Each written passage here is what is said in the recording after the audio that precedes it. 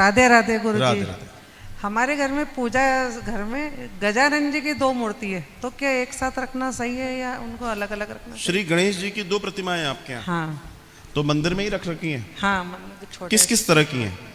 एक मिट्टी के, एक चांदी के। एक मिट्टी की है, एक चांदी की है। मिट्टी की कितनी पुरानी है?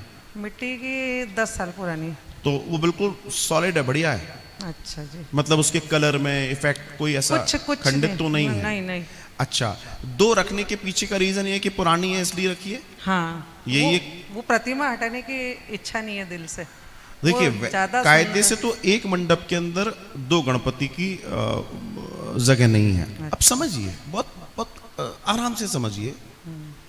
एक ऊर्जा है, गणपति का दर्शन भी एक एनर्जी है, लेकिन जब हम एक एनर्जी को पूजेंगे, एक एनर्जी को आप पूजेंगे तो सेकंड एनर्जी भी वही है। तो वो डुअल हो जाएगा। बड़ी प्रैक्टिकल समझिएगा। तो एक साध है, सब सद है। अगर आप चाहें तो मिट्टी के गणपति जी को दूसरा स्थान दे सकते हैं, कोई विशेष, लेकिन पूजा पद्धति में गणेश जी के बिना पूजा नहीं है। हमारे यहाँ पंचदेवोपासना है। पंचदेव में कौन कौन से देवता हमारे यहाँ पूजा करने के लिए कौन है जिनकी पूजा करनी चाहिए? श्री गणेश जी, श्री सूर्य भगवान, शिव, शक्ति और नारायण, या नारायण का कोई अवतारी स्वरूप जैसा आप चाहें, ये 5 ही हैं। इन्हीं की पूजा की चर्चा है हमारे यहाँ। पंचदेवोपासना जो सनातन में बताई गई है, तो इसको भी समझना बहुत ज्यादा जरूरी है। अब इन पंचदेवों में जो आपको प्रिय है उनको बीच में रख लो, बाकियों को साइड में रख लो, आपकी चॉइस है। तो थोड़ा सा इसको आपको देखना पड़ेगा। पूजा असल में जो मूर्ति पूजा है वो पूरा वैज्ञानिक दर्शन है। हमने क्या करा है, हम लोगों ने भाव भाव में मंदिर को बना लिया कुंभ का मेला। आप समझ रहे हैं ना मेरी बात? तो मंदिर मंदिर रहा ही नहीं। आप मुझे एक चीज बताइए, आप महाकाल गए, महाकाल के मंडप के अंदर आपको राम जी मिले? नहीं मिले ना?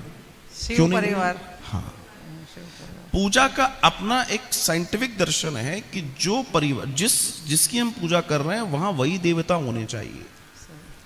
आजकल कॉलोनी में और जगहों पर नए मंदिर बनने शुरू हो गए हैं। वहां कॉलोनी के प्रतिष्ठित सोपोल्ड लोग वो मंदिर बनाते हैं, जिनके कुर्तों में कलफ ज्यादा होता है। हाँ। है ना? वो मंदिर बनवाते हैं। तो और उसके साथ अपना अपना अहंकार भी होता है। पीसा लगा रहे हैं तो फिर वो कहते हैं मेरे राम जी बैठेंगे। बोला हमारी वो कह रही हैं कि माता जी को भी बिठाओ ना, है? फिर कोई पिताजी को भी बिठाएगा, फिर वो कोई आजकल वो बाबा है, वो बाबा को भी बिठा देंगे, गुरुवार वाले को, भगवान के बीच में वो भी। तो मंदिर तो खंडित हो गया। मंदिर ऊर्जा का केंद्र थे, हमने उनको मनोरंजन का केंद्र बना दिया।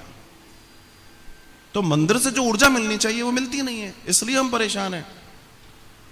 मंदिर का मतलब होता है एक मंडप। अच्छा, जो विधिवत मंदिर बनाए गए हैं, मंदिर की जो स्थिति होती है तो उसमें अलग अलग मंडप बने होते हैं। फिर एक पूरा मंडप राम जी का, एक पूरा मंडप कृष्ण जी का, एक पूरा मंडप शिव परिवार का, ऐसे भी है।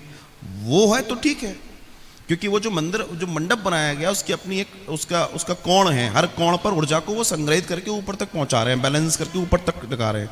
प्रॉब्लम क्या हो रही है कि हम यहां पर गड़बड़ हो जाते हैं। तो ऐसी जगहों पर पूजा का वास्तविक तौर पे देखा जाए तो कोई फल भी प्राप्त नहीं होता है। ये एक कारण है। राधे राधे।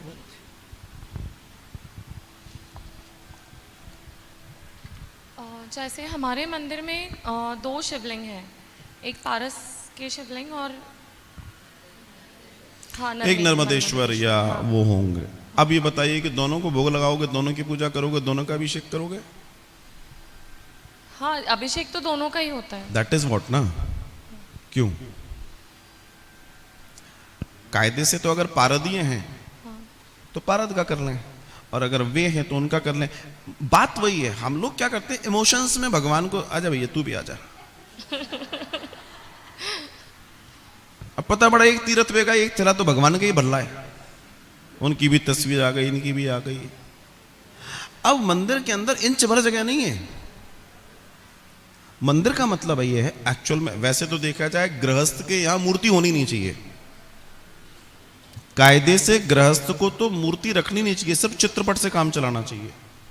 उसके लिए चित्रपट सबसे सुंदर व्यवस्था है, उसके लिए बहुत ज्यादा मापदंड नहीं है, उसके लिए मापदंड नहीं है ना, आप जैसे चाहो वैसे कर सकते हो। पर जैसे मूर्ति आ जाएगी तो फिर षडोपचार पूजन में जाना पड़ेगा। अब बात आती है कि नर्मदेश्वर जी भी हैं, श्री पारस जी भी, दोनों शिवलिंग हैं। तो अब थोड़ा सा आप अपने विवेक का उपयोग करो। अब हैं तो जो भी कर रहे हो अभी पूरा तो सावर्ण करो। अब बात आती है कि अगर आपको लगता है तो श्री मतलब पारस जी को सेंटर ले लीजिए, कुछ ऐसा तो करना ही पड़ेगा। एक प्रतिमा में तो आपको विशेषाधिकार लाना ही पड़ेगा, अदरवाइज नहीं हो पाएगा। एक प्रतिमा को थोड़ा विशेष करना पड़ेगा। मैं इसलिए बार बार कहता हूं कि एक ही तरह की प्रतिमाएं चित्र की जरूरत ही नहीं है। एक साध है सब सद है, सब साध है सब जाए, तो फिर आप उसके हिसाब से कर लीजिए। और जैसे बेलपत्र का जो वृक्ष है वो पूर्व में है, तो उसके साथ आंकड़ा भी लगा सकते हैं। पेड़ है, हाँ कहीं है आपके घर में है, घर में है, घर में है। तो जहां है पेड़ को तो कहीं ले नहीं जाएंगे, तो उसके साथ आंख लगा दीजिए, लक्ष्मी आएगी।